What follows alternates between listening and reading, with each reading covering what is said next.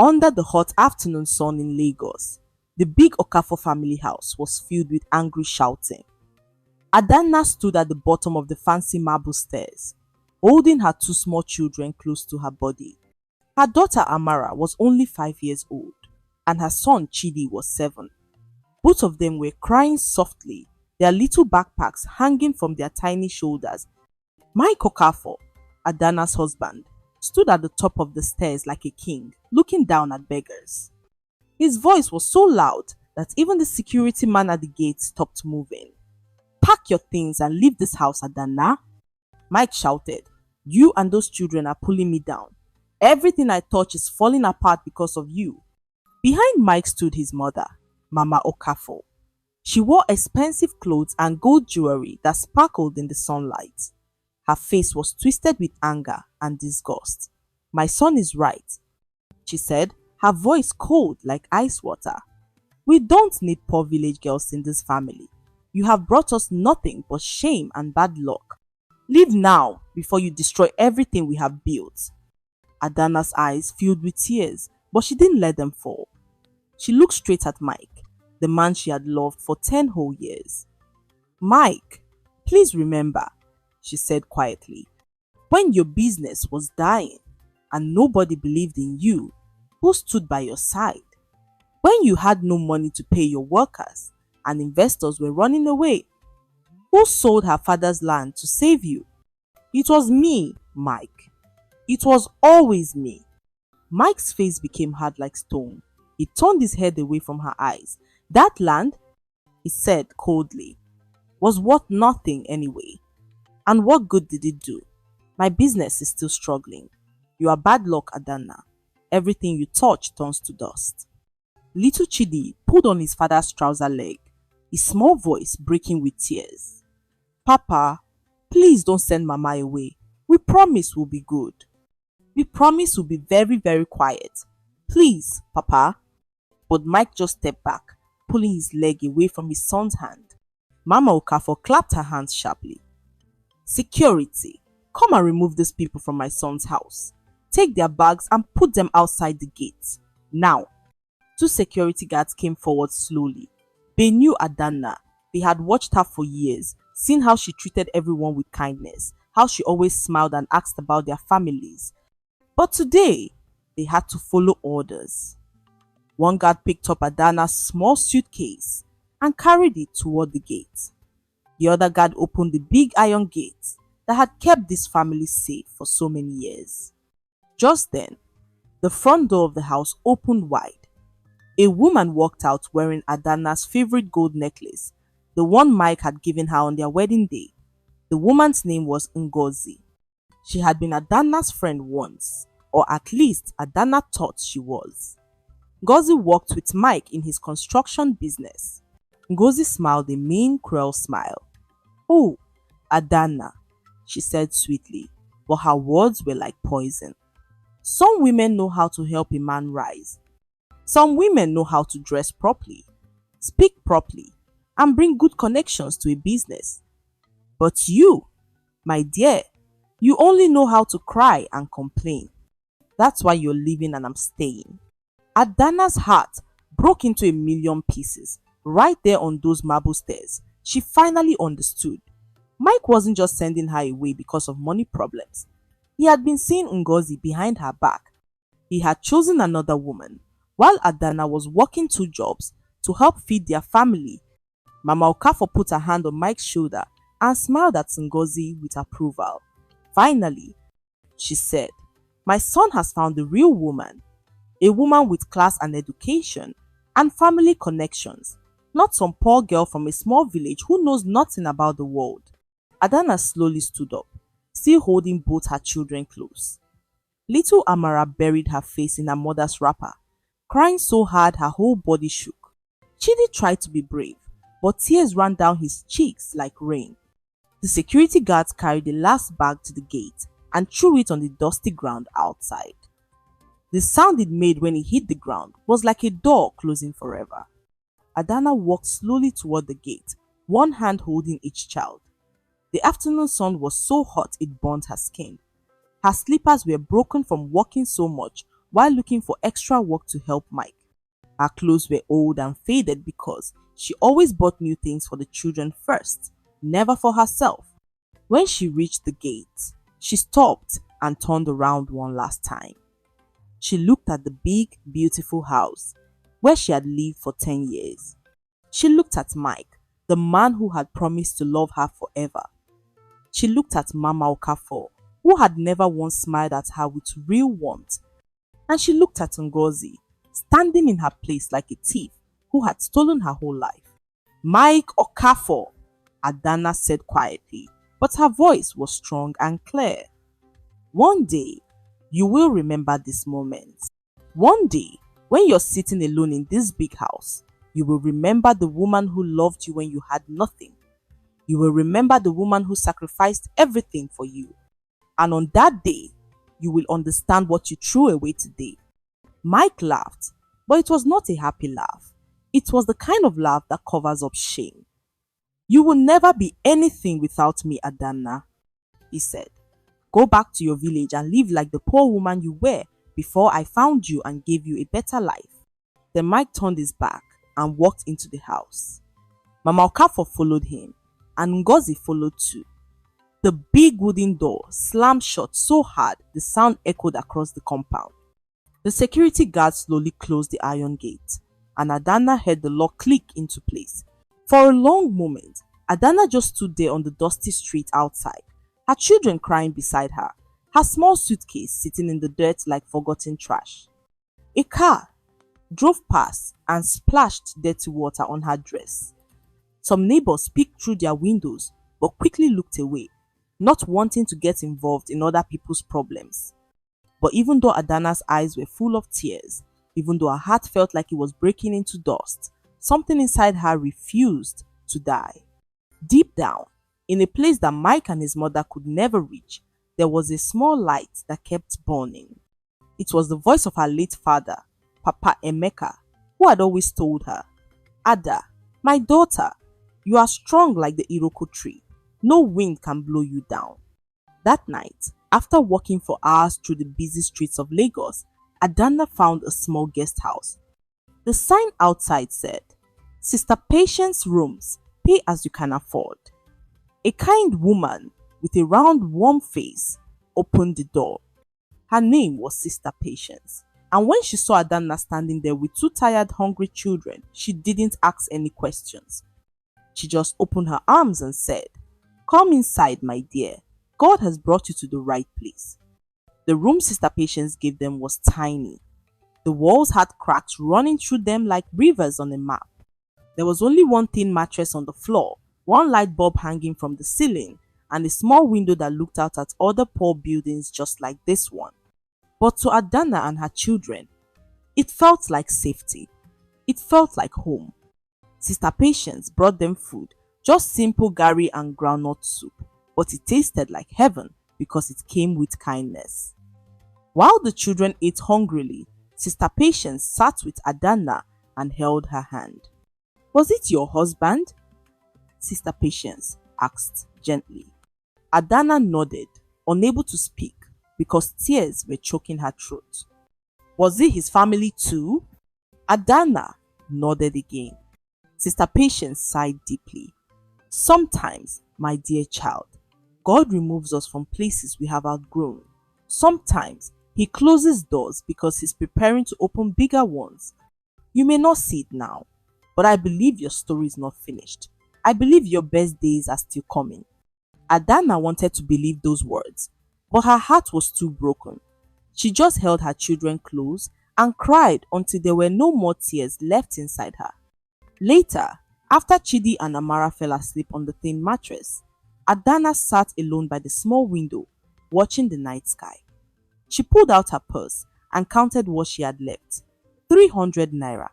That was all the money in the whole world that belonged to her now. 300 naira to feed two children and herself, to find shelter, to start a whole new life. She looked at the old silver ring on her finger, the only thing she had left from her father. Papa Emeka had died when she was just 20 years old, and this ring was his final gift to her. Keep this, Ada, he had said from his hospital bed. Whenever you feel lost, Look at this ring and remember that you come from a family of survivors. We may not have much money, but we have something stronger. We have hope. Hope.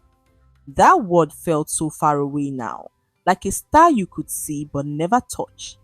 As Adana sat there in the darkness, her eyes caught something on the wall. There was a small board with papers pinned to it, advertisements for jobs, church meetings, lost pets, and other things. But one paper was different. It was bright yellow, and even in the dim light, it seemed to glow. Adana stood up and walked closer.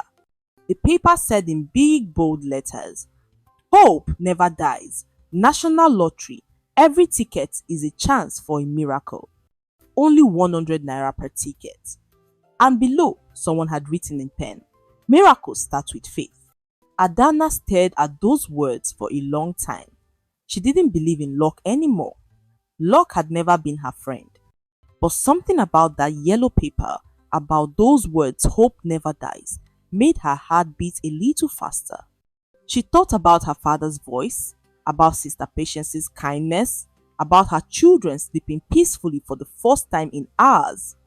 Maybe, just maybe, tomorrow would be different. Maybe the sun would rise and bring something new, something better. She touched her father's ring and whispered into the darkness, "Papa, if you can hear me from heaven, please help me find a way to take care of Chidi and Amara. I don't need to be rich. I just need to give them food and education and a chance to dream. Please, Papa, help me." The night wind blew through the window, cool and soft, almost like an answer. Meanwhile, back at the big Okafor mansion, lights blazed from every window, music played loudly, and the sound of laughter filled the air. Mike had decided to throw a party, a celebration of his new beginning, as he called it. Important business people came, wearing expensive suits and dresses, drinking champagne and eating fancy food. Ngozi moved through the party like a queen, her arm linked with Mike's, smiling and greeting everyone. She wore one of Adana's old silk wrappers, but she had taken it to a tailor and had it remade into a modern dress. It fit her perfectly, and she knew it. "To Mike Okafor," someone shouted, raising a glass high. "A man who knows how to make hard decisions and move forward." Everyone raised their glasses and cheered.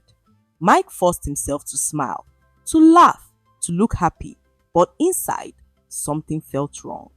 When he looked around the room full of people, he realized something strange.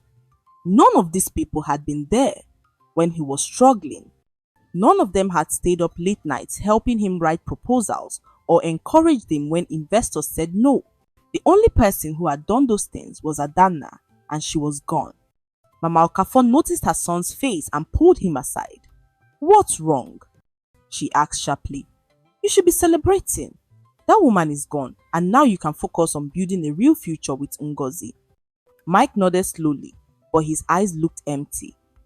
"Yes, Mama," he said quietly. "You're right." But later that night, when everyone had gone home and the mansion was quiet again, Mike sat alone in his office. He pulled out his phone and scrolled through old pictures, pictures of Adana laughing, Adana holding baby Chidi for the first time, Adana cooking in the kitchen with flour on her nose, Adana sleeping peacefully next to him. He had never deleted these photos, even though he knew he should have. A single tear ran down his cheek, but he quickly wiped it away. "It's too late now," he whispered to himself. "What's done is done."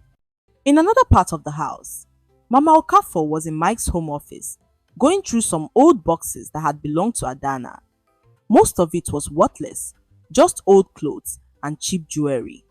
But at the bottom of one box, she found something that made her heart stop. It was a large brown envelope, sealed with wax, the kind lawyers use for important documents. The envelope had writing on it in neat formal letters. Estate of Chief Emeka Nwosu, for Adana Nwosu Okafor, private and confidential. Mama Okafor's hands trembled as she opened it. Inside were legal papers, land documents, about money, and about inheritance. Her eyes grew wider and wider as she read. Chief Emeka, Adana's father, had been much wealthier than anyone knew. He had owned land in different parts of Nigeria and he had put everything into a trust fund for his daughter. The document said that Adana would receive everything when she turned 30 years old. Mama Okafor quickly calculated in her head. Adana had just turned 30 last month. Fear filled Mama Okafor's heart. If Adana discovered this inheritance, she would have money, power, and the ability to fight back. She would have the ability to take Mike to court, to demand her rights, to destroy everything Mama Okafor had worked so hard to build. Without thinking twice, Mama Okafor walked to the fireplace and threw the entire envelope into the flames. She watched as the papers called and burned, as all evidence of Adana's inheritance turned to black ash and smoke. When Ngozi walked into the room and asked what she was doing, Mama Okafor just smiled calmly and said, "Just burning some old garbage, my dear. Just clearing out the past."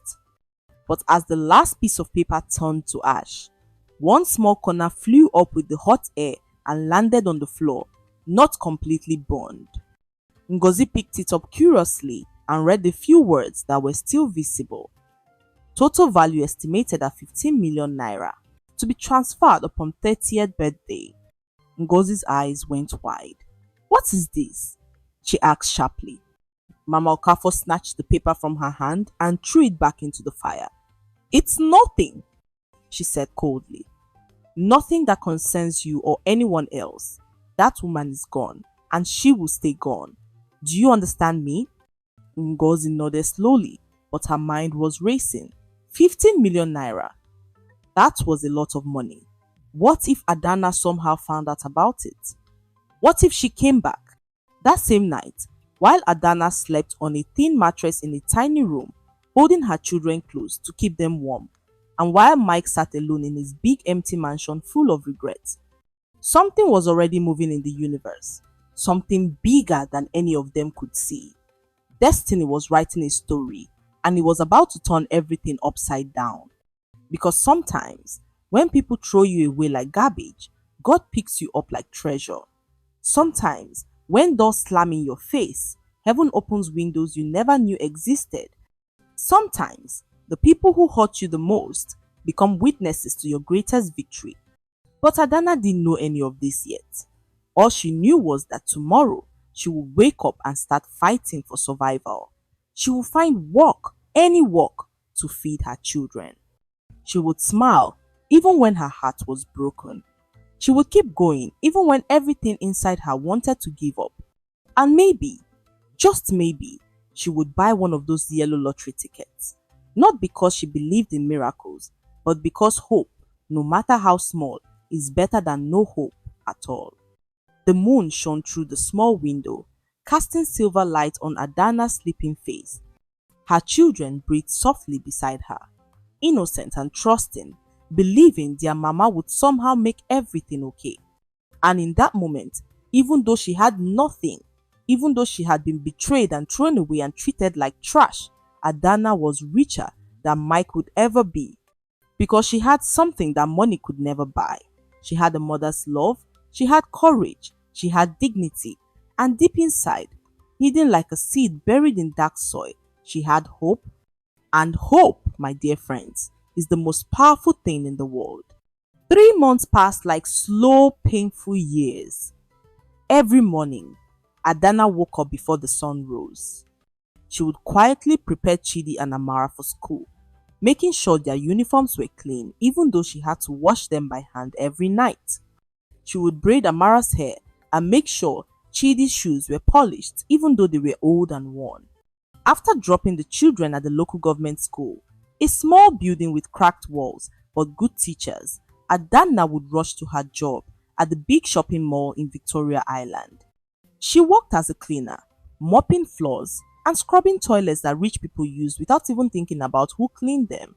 The work was hard. Her back hurt all the time. Her hands became rough and dry from all the cleaning chemicals. But every time she wanted to cry, she thought about Chidi and Amara waiting for her to come home.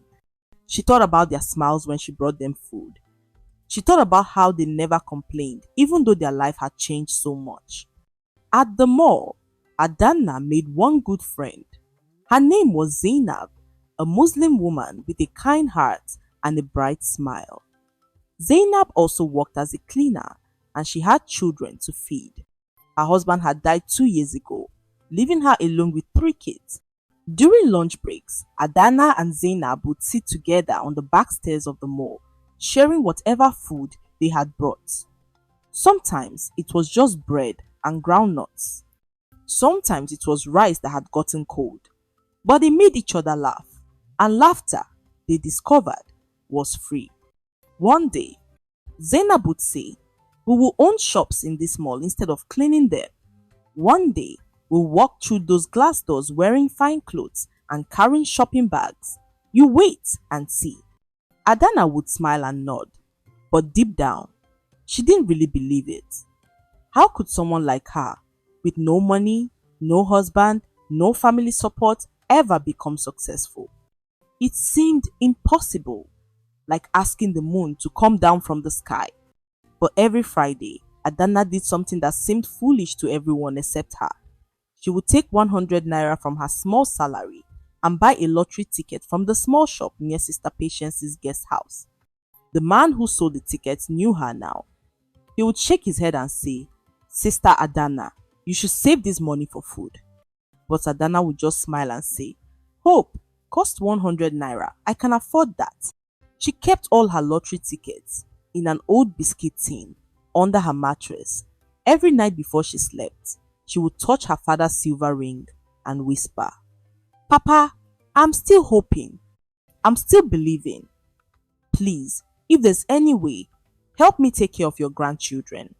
One day, while Adana was cleaning the food court at the mall, she found a newspaper that someone had left on a table. The headline caught her eye. "Mike Okafor Enterprises faces bankruptcy crisis."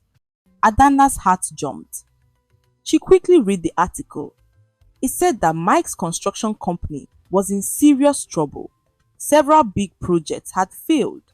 Workers hadn't been paid in months. Investors were demanding their money back. The article even had a photo of Mike and Ngozi at some charity event, both of them smiling for the camera, dressed in expensive clothes, pretending everything was fine.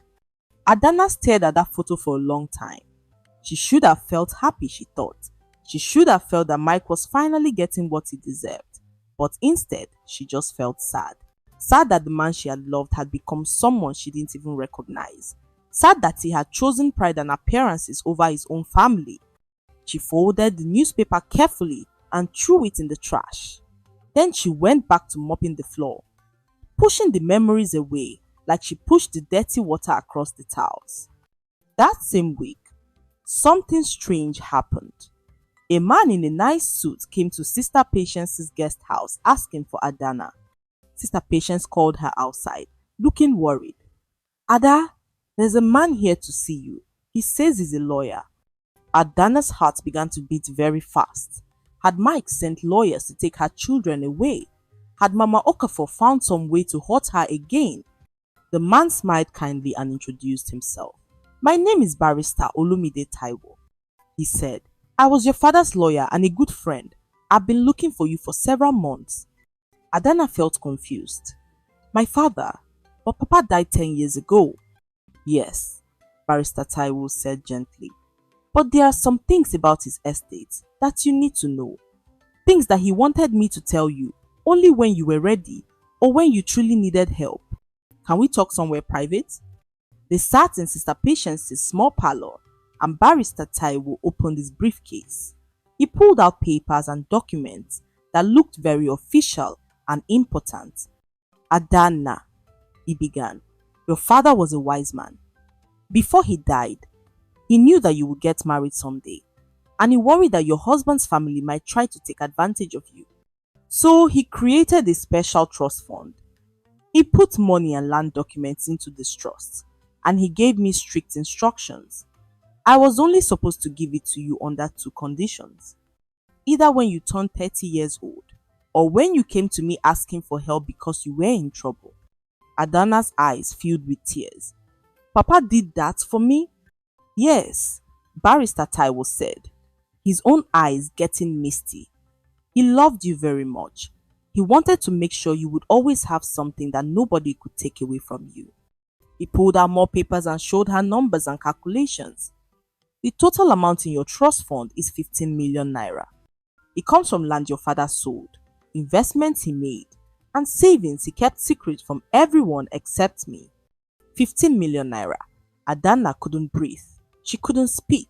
The number was so big it didn't even feel real.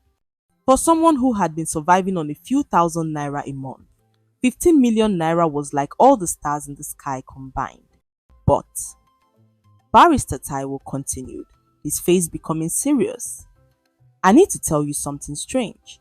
A few months ago, someone tried to claim this inheritance in your name. They had forged documents and everything. Luckily, I knew your father well and I knew the person was lying. I sent them away. But I'm telling you this because you need to be careful. Someone knows about this money and they don't want you to have it. Adana thought about Mama Okafor, about how she had gone through her things before throwing her out. Had she found something? Had she tried to steal Papa's inheritance? Be very careful who you trust. Barrister Taiwo said as he stood to leave. And come to my office next week. We'll complete all the paperwork and the money will be transferred to your account. After he left, Adana sat in shock for a long time. Sister Patience hugged her tightly, both of them crying, tears of joy and relief. You see? Sister Patience whispered. I told you, God was not finished with your story. That night, Adana held Chidi and Amara extra tight. She told them, your grandfather is watching over us from heaven. He made sure we would be okay. The children didn't fully understand, but they saw their mama smiling, really smiling for the first time in months, and that made them happy. But before we continue this story, I need to ask you something very important. If this story is touching your heart, if Adana's courage is inspiring you, please, please click that subscribe button right now. When you subscribe, you're not just following the channel. You're joining a family of people who believe in second chances, who believe that good can triumph over evil, who believe that broken people can become whole again. Click subscribe, turn on your notifications, and in the comments, tell me where you're watching from. Tell me if you know anyone like Adana who has been thrown away but refused to give up. Every comment, every share helps us reach more people who need to hear this message of hope. So please, take 2 seconds and subscribe now, because Adana's story is about to get even more amazing and you don't want to miss what happens next. Meanwhile, back at the Okafor mansion, things were falling apart faster than anyone could have imagined. Mike's company had lost 3 major contracts in 1 month. Workers were protesting at the gate, demanding their salaries. Suppliers were refusing to deliver materials unless they were paid in cash first. Ngozi, who had seemed so confident and proud when Adana was sent away, was now showing her true colors. She started complaining all the time. Mike, I didn't live my comfortable life to struggle like this, she would say. You promised me success and luxury. Look at us now. We can't even pay the electric bill on time.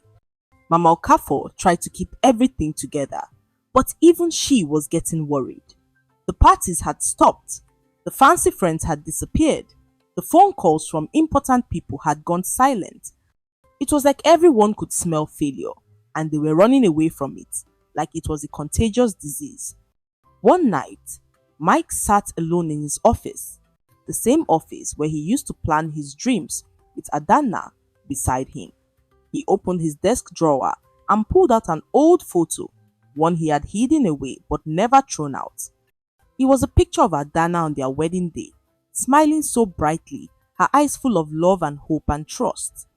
He remembered how she had looked at him that day, like he was the most important person in the world. He remembered how she had whispered, I will stand by you no matter what, Mike. In good times and bad times, I will never leave you. And what had he done? He had broken that promise. He had thrown her away like she meant nothing. He had chosen his mother's approval and Ngozi's flattery over the one person who had truly loved him, Mike put his head in his hands and cried, really cried, for the first time since childhood. What have I done? He whispered into the darkness. What have I become? But it was too late for regret now. Or was it? The weeks passed, and Adana's life began to change in beautiful ways. With the 15 million naira from her father's trust fund, she did something very wise. She didn't spend it on expensive clothes or a big house. Instead, she opened a small provision shop in a busy neighborhood. She bought stock carefully, treated her customers with kindness, and slowly built a reputation as an honest businesswoman. Chidi and Amara were happier now. They had new school uniforms, new books, and 3 meals a day. They still lived with Sister Patience, but now they were saving money for their own small apartment. Adana made sure to teach her children something important every day. Never forget where we came from, she would tell them. Never forget that God lifted us when we were down. And never, ever treat people badly just because they have less than you. But Adana kept one habit from her poor days. Every single Friday, she still bought one lottery ticket. It had become a ritual, a reminder to keep hoping, to keep believing that miracles were possible. She would put each ticket in her old biscuit tin and smile, thinking about how far she had come. One Saturday morning, exactly 1 year after Mike had thrown her out of the mansion, Adana sat in her small shop watching the national lottery draw on an old television. She wasn't really paying attention. She was counting money from the day's sales, making sure everything balanced. The lottery announcer's voice echoed through the shop. And now, ladies and gentlemen, for the biggest jackpot in Nigerian history, 85 billion naira, we will announce the winning numbers. 85 billion naira. That was $200 million in American money. Adana had heard about this special jackpot on the news. It had been rolling over for months because nobody had won. The whole country was talking about it. The announcer continued. The winning numbers are 7, 14, 23, 31, 38, and 42. Adana continued counting her money, not really listening. Then, something made her stop. Something made her look up at the television screen. Something made her reach for her old biscuit tin. Her hands trembled as she opened it and pulled out her latest ticket, the one she had bought just yesterday. She looked at the numbers printed on it. 7, 14, 23, 31, 38, 42. She looked at the television screen, then back at her ticket, then on the screen again. The room started spinning. Time seemed to stop. Her heart beat so loud she could hear it in her ears like drums. Sister Patience, she screamed. Sister Patience, come quickly. Sister Patience ran into the shop, thinking something terrible had happened. What is it, child? What's wrong? Adana couldn't speak. She just held up the ticket with shaking hands and pointed at the television screen. Sister Patience looked at the ticket, looked at the screen, looked at the ticket again. Her eyes grew as big as saucers. Her mouth fell open, and then she started screaming too, screaming with joy, so loud that neighbors came running to see what was happening.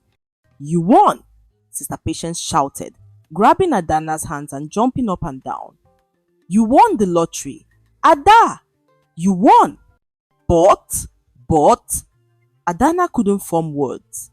Her brain couldn't accept what was happening. Things like this didn't happen to people like her. Things like this happened in movies, in fairy tales, not in real life. Zainab, who had come to visit, checked the ticket 3 times, 4 times, 5 times. Each time, the numbers matched perfectly. It's real, Zainab whispered, tears streaming down her face. Ada, it's real, you actually won. They rushed to the National Lottery office in Adana's old car, which barely ran.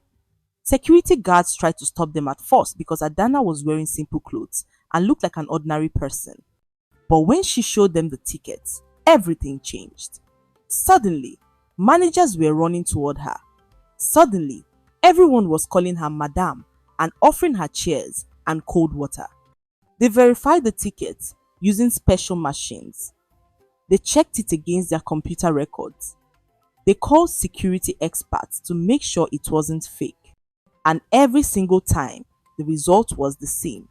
Adana Nwosu Okafor had won 85 billion naira.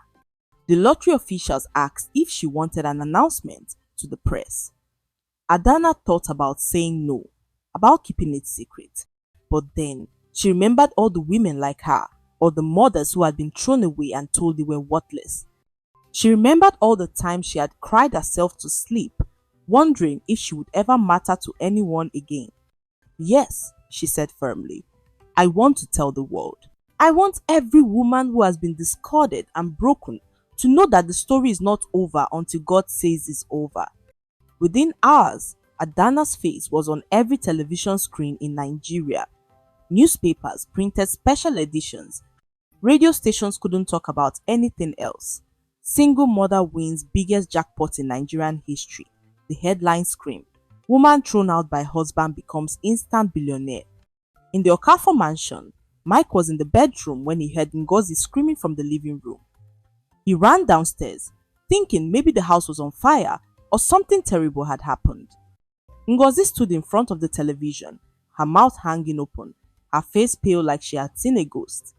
Mike, she whispered, look, just look.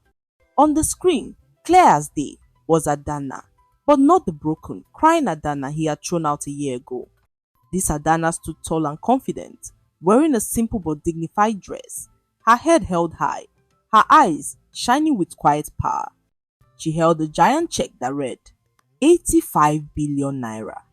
The reporter asked her, Mrs. Okafor, what will you do with this money? Adana smiled, and her smile was like sunshine breaking through storm clouds. First, she said, her voice calm and steady, I will take care of my children, Chidi and Amara. I will give them the best education and teach them to be kind, generous people. Then, I will start a foundation to help other women who have been thrown away by their husbands and families. I will call it the Emeka Nwosu Foundation for Displaced Mothers, named after my father, who taught me that real wealth is not what you have in your pocket, but what you have in your heart. I want every suffering woman out there to know you are not forgotten. You are not worthless. Your story is not over. Mike dropped onto the couch like someone had cut his legs off. He couldn't breathe. He couldn't think. The woman he had called worthless was now worth billions. The woman he had said would never be anything without him was now more successful than he could ever dream of being. Mama Okafor came running into the room, her expensive jewelry jangling. When she saw the television, she froze. Her face turned red, then white, then red again. That can't be her, she stammered. That can't be possible. But it was possible, and it was real, and everyone in Nigeria was watching it happen. Ngozi turned to Mike, her eyes cold and calculating. You need to call her, she said. You need to apologize and get her back.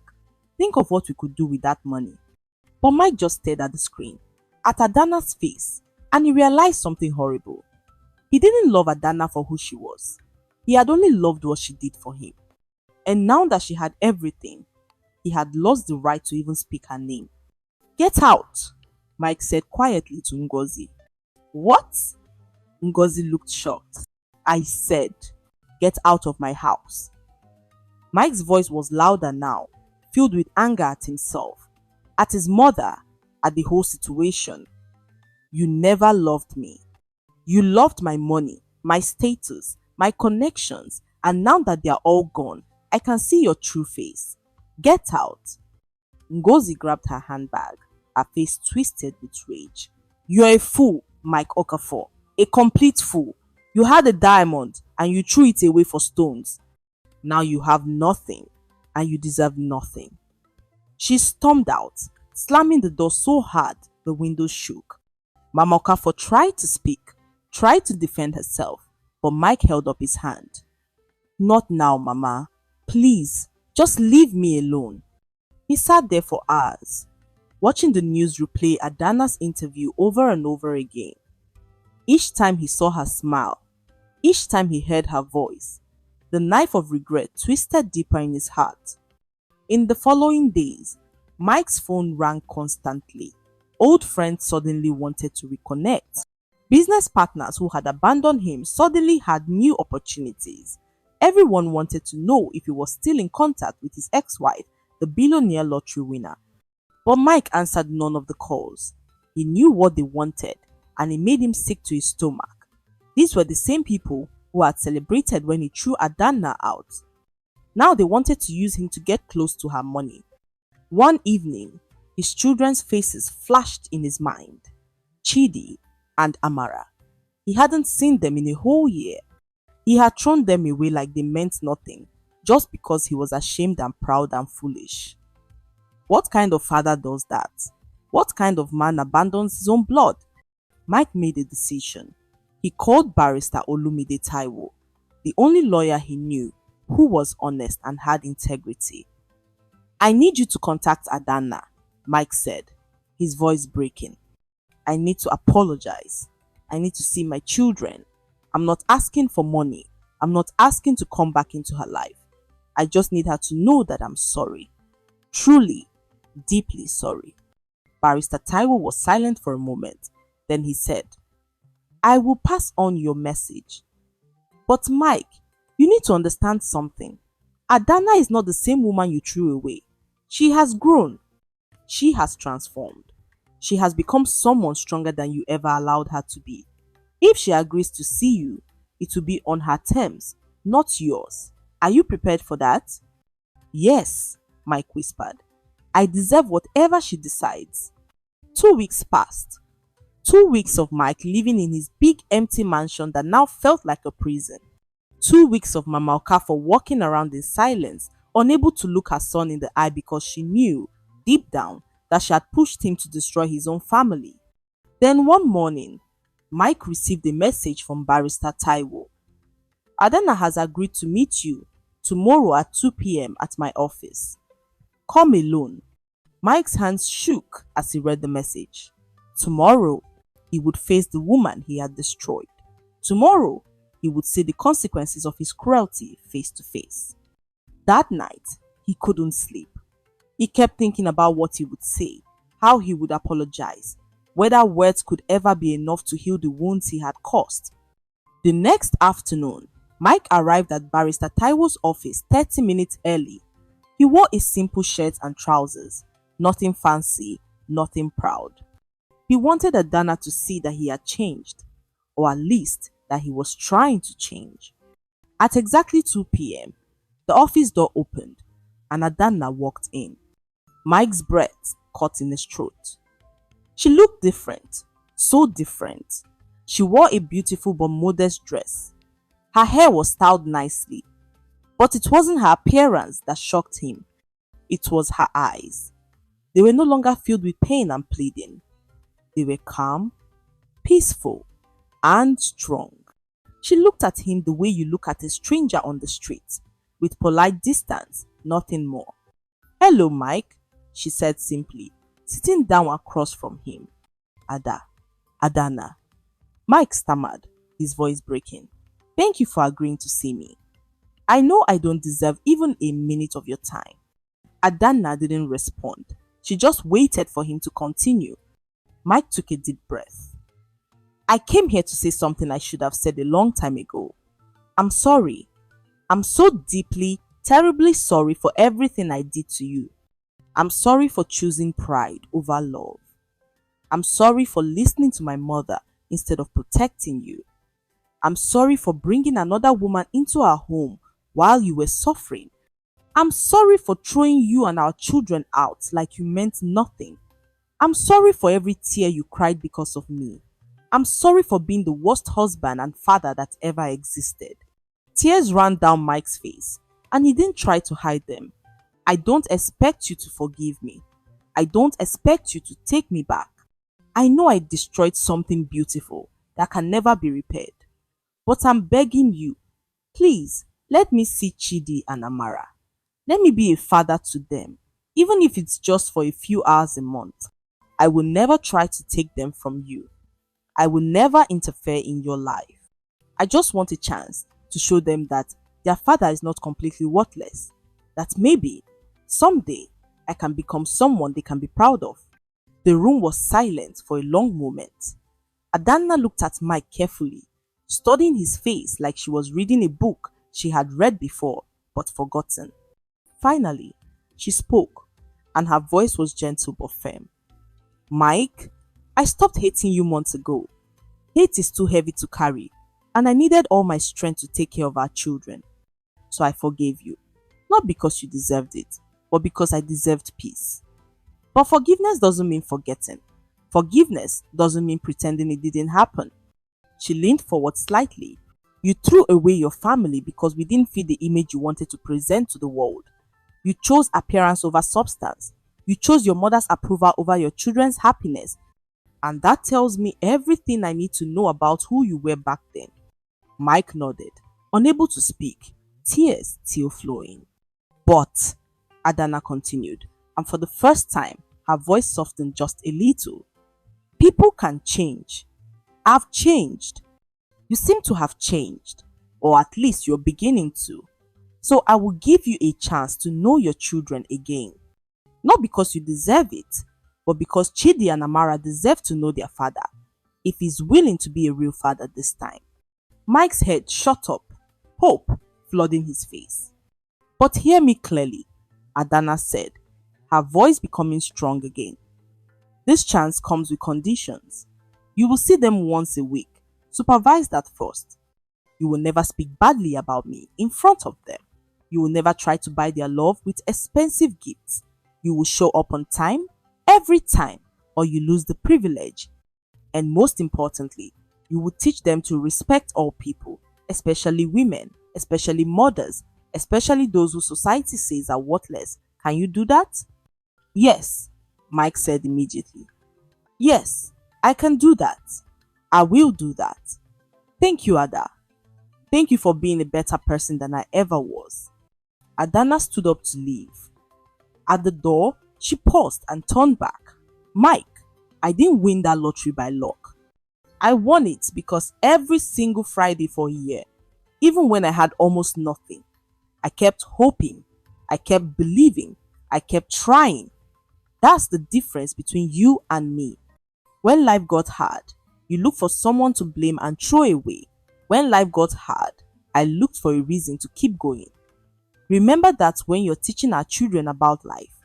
Then she walked out, leaving Mike sitting there, forever changed by the wisdom of the woman he had once called worthless. No, W friends. I need to pause this story for just one moment, because what I'm about to share with you next will blow your mind. But before I continue, I'm asking you with all my heart, if you haven't subscribed yet, please do it now. Right now, this very second, because this channel is not just about stories. It's about changing lives. It's about showing the world that broken people can heal, that thrown away people can rise, that suffering can turn into strength. When you subscribe, you become part of a movement. You become part of a family that believes in second chances and redemption and hope. So click that subscribe button, smash that notification bell, and drop a comment telling me, are you Team Adana, or have you ever known someone who was treated like garbage but became gold? Your comments give us the strength to keep making these stories. Now let's continue, because what happens next will leave you speechless. In the months that followed, Adana's life became something straight out of a dream, but she never forgot where she came from. She bought a beautiful house, not a mansion like Mike's, but a warm, lovely home with a garden where Chidi and Amara could play. She furnished it simply but comfortably, teaching her children that having money doesn't mean you have to show off. She kept her promise and started the Emeka Nwosu Foundation for displaced mothers.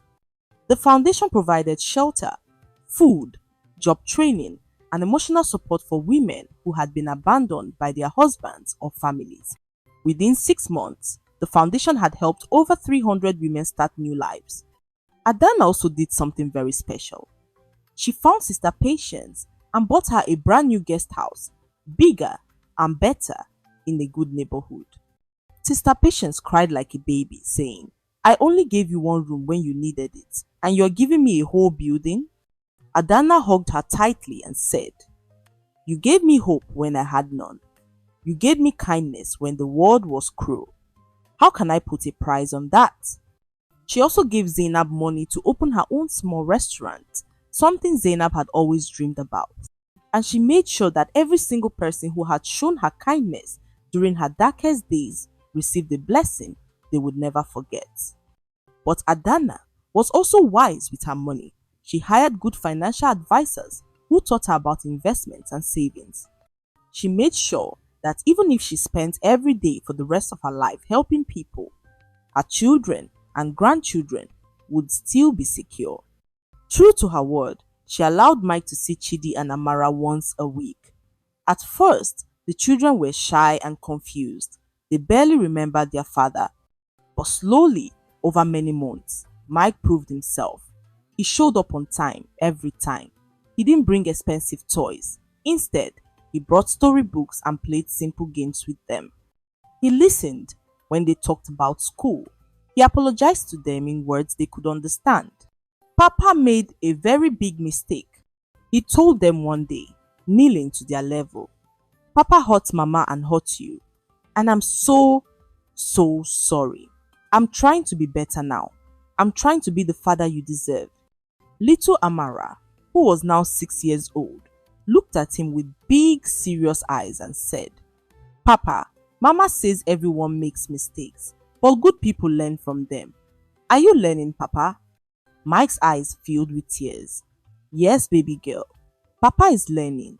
Every single day. Papa is learning. As for Mama Okafor, she tried several times to contact Adana, sending messages through Mike, through lawyers, even through old family friends. She wanted to apologize, she said. She wanted to make amends, she claimed. But Adana's response was always the same. I have forgiven her in my heart, but I don't need her in my life. Some doors once closed should stay closed. One day, about a year after Adana won the lottery, something unexpected happened.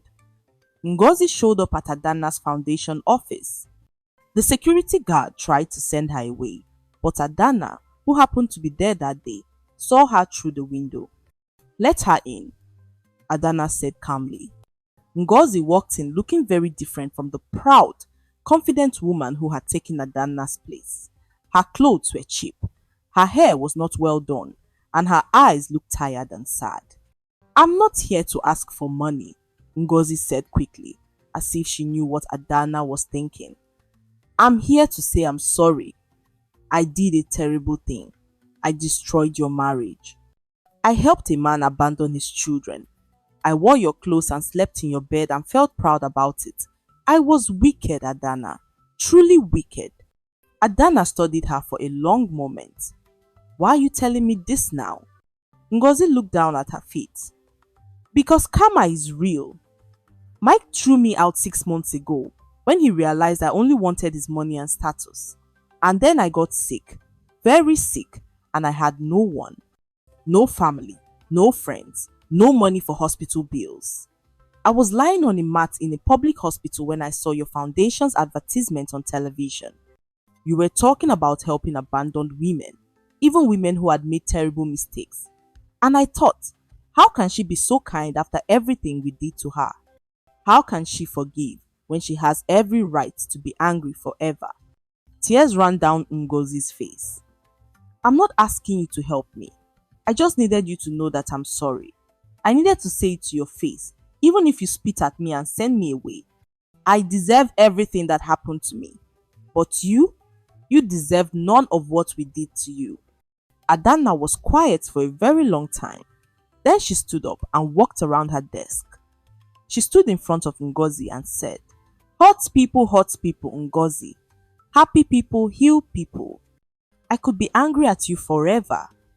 But what good would that do? It wouldn't change the past. It wouldn't make my children happier. It would only poison my own heart. She called her assistant. Please take Ngozi to the foundation's medical center.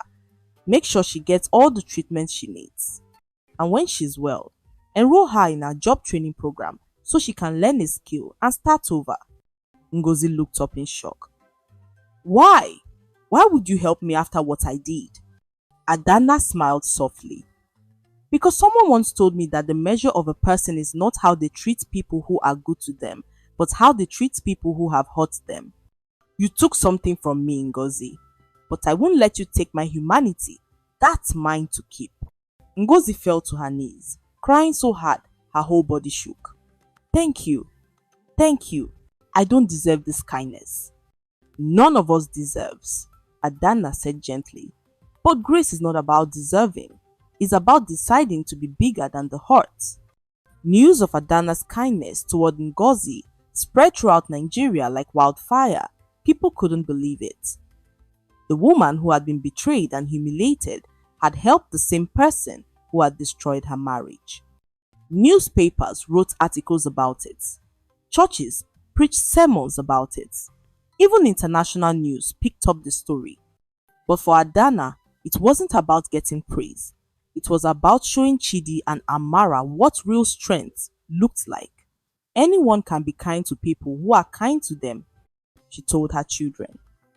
But it takes real power to be kind to people who have hurt you. That's the kind of power that changes the world. 2 years after winning the lottery, Adana's foundation had helped over 2,000 women. Some of these women had started successful businesses. Some had gone back to school and become nurses, teachers, and lawyers. Some had remarried and found love again. Every single one of them called Adana Mama, even the ones who were older than her, because she had given them something more valuable than money. She had given them back their dignity. Mike, meanwhile, had truly transformed. He closed down his big company and started a small, honest construction business. He lived modestly, saved carefully, and visited his children faithfully. He never missed a single week. Slowly, painfully, he was rebuilding trust with Chidi and Amara. One day, Chidi, who was now 9 years old, asked his mother, Mama, do you still love Papa? Adana thought carefully before answering. I love the man your Papa is trying to become, she said honestly. But the man he was? No, I don't love that man anymore. That man hurt me too deeply, but I forgive him and I'm proud of him for changing. That's different from being in love. Will you and Papa ever get married again? Little Amara asked, hope shining in her eyes. Adana shook her head gently. No, sweetheart. Some broken things can be forgiven but not repaired. Papa and I are good friends now. We work together to take care of you. But we won't be husband and wife again. And that's okay. Sometimes the best ending is not getting back together, but learning to respect each other from a distance. The children nodded, satisfied with that answer. Because even though they were young, they understood that their mama's peace was more important than a fairy tale ending. As time passed, Mike started volunteering at Adana's foundation, teaching construction skills to women who wanted to learn building trades. At first, it was awkward him to work in a place Adana had created. But slowly, they developed a comfortable friendship based on mutual respect and their shared love for their children. One afternoon, as they were both leaving the foundation office, Mike turned to Adana and said, You know what the saddest thing is? What? Adana asked. I had everything I ever needed when I had you, Mike said quietly. I had the woman who loved me, supported me, and believed in me. I had 2 beautiful children. I had a real home, not just a fancy house, and I threw it all away chasing things that didn't matter, money, status, and other people's approval. I was so stupid, Ada. So incredibly stupid. Adana looked at him with understanding but not pity. Mike, you weren't ready for what we had. Some people need to lose everything before they understand what truly matters. You needed to learn that lesson. And painful as it was, maybe I needed to learn mine too. What lesson did you need to learn? Mike asked, surprised. That my worth doesn't come from being someone's wife. Adana said firmly. That I am valuable all by myself. That I don't need a man to validate me or complete me. That I am enough just as I am. If you hadn't thrown me out, I might never have discovered how strong I really am. Mike nodded slowly. You're right. And I hope someday I can become someone worthy of your friendship, even if I can never be worthy of your love again. You already are my friend, Adana said with a small smile. That's why I let you be part of our children's lives. Not because I owe you anything, but because you're proving every day that people can change if they truly want to. 3 years after the lottery win, Adana did something that surprised everyone. She announced that she was going to give away half of her lottery winnings to build a hospital specifically for poor women and children. The hospital would provide free medical care, free childbirth services, and free treatment for sick children whose parents couldn't afford doctors. People thought she was crazy. Why would you give away so much money? They asked. You could buy more houses, more cars, travel the world, live like a queen forever. But Adana just smiled and said, I've learned something important. Money is like water. If you hold it too tightly, it becomes stagnant and useless. But if you let it flow, if you share it and use it to help others, it becomes a river that brings life wherever it goes. I have more than enough. Now it's time to make sure others have enough too. The Emeka Nwosu Memorial Hospital opened 2 years later, and it was the most beautiful thing Adana had ever created. On opening day, she stood in front of the building with Chidi and Amara beside her, and she looked up at the sky. Papa, she whispered, I hope you're proud of me. I took the little you left me and I turned it into something that will help people long after I'm gone. Your name will live forever, not because of money, but because of the lives we saved. Now, my dear friends, as we come to the end of this powerful story, I want you to understand something very important. This story is not really about winning the lottery. It's not about money or revenge or even justice. This story is about something much bigger. It's about a woman who refused to let other people's cruelty define her. It's about a mother who chose to protect her children's hearts even when her own heart was breaking. It's about someone who was thrown away like garbage but refused to see herself as trash. And most importantly, it's about choosing forgiveness over bitterness, choosing kindness over revenge, choosing to heal instead of staying wounded forever. Adana could have used her money to destroy Mike and his family. She could have made them suffer the way they made her suffer. But she understood something that many people never learn. When you hold on to anger and revenge, you are not hurting your enemies, you're poisoning yourself. Real strength is not about getting even. Real strength is about rising above, moving forward, and becoming so successful that your past can't touch you anymore. And what about Mike? A story teaches us something important too.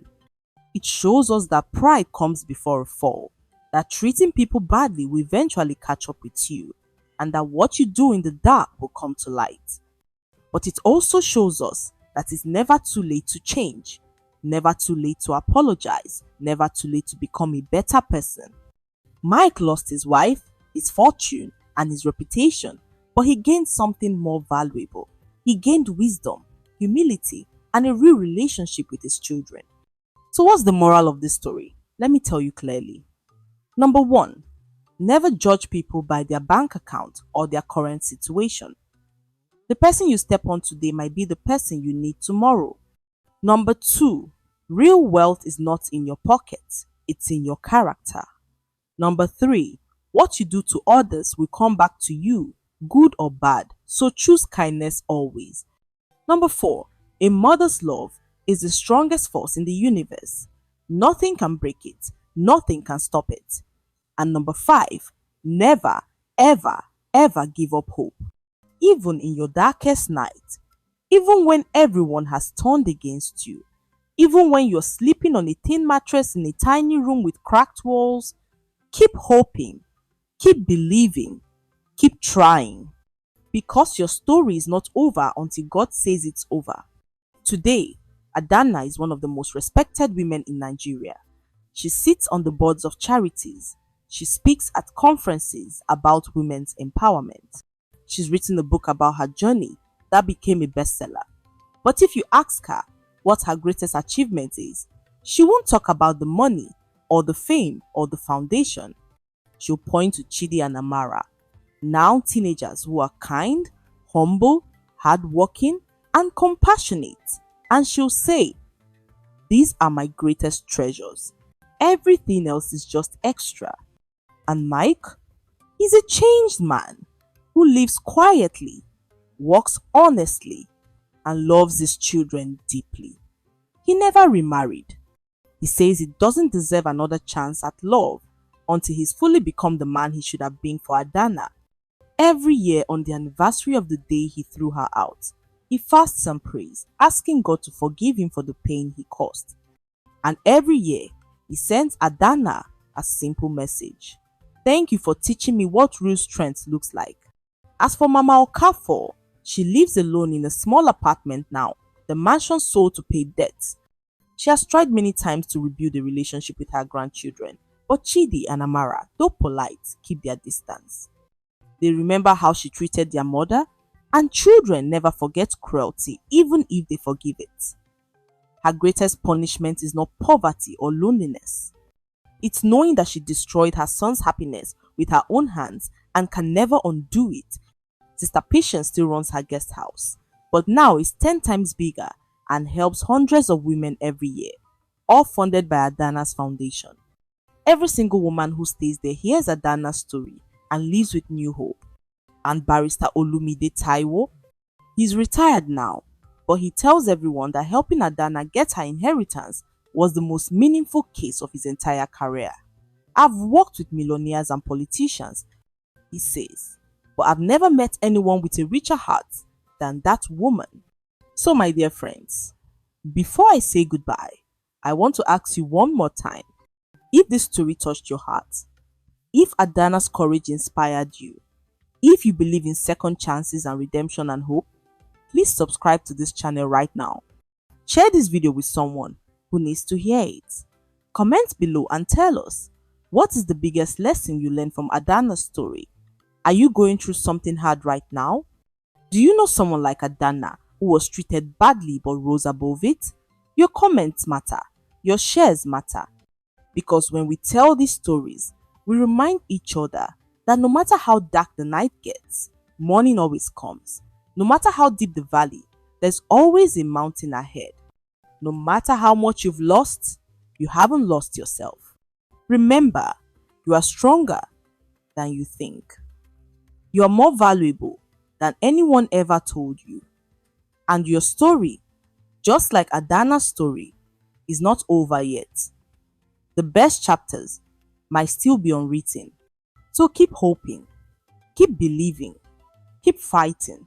Because the same God who turned Adana's tears into triumph can turn your pain into purpose too. Thank you for watching. Thank you for caring. Thank you for being part of this beautiful family. Until next time, keep your head up, your heart strong, and your hope alive. God bless you all.